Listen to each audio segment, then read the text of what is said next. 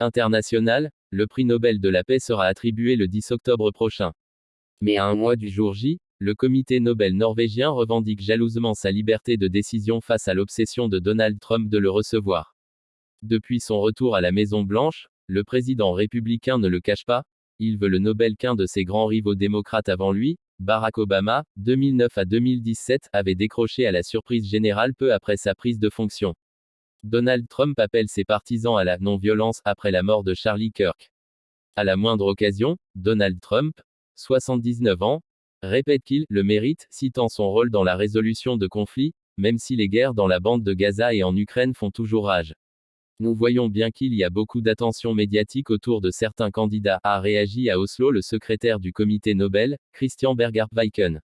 Mais cela n'influe en rien sur les discussions en cours au sein du comité. Le comité examine chaque candidature en fonction de ses propres mérites, a-t-il expliqué dans un entretien à l'AFP.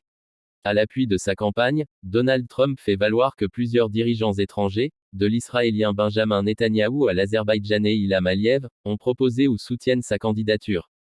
338 nominations. Pas sûr toutefois que ces nominations soient arrivées à temps pour 2025.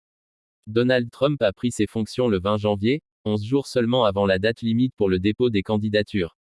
Être proposé n'est pas nécessairement un grand accomplissement. Le véritable accomplissement, c'est de devenir lauréat, souligne Christian Berger Viken.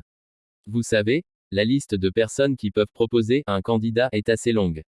Parlementaires et ministres de tous les pays, anciens lauréats, certains professeurs d'université. Des dizaines de milliers de personnes sont habilitées à faire une nomination. Cette année, 338 individus et organisations sont en lice. La liste est tenue secrète.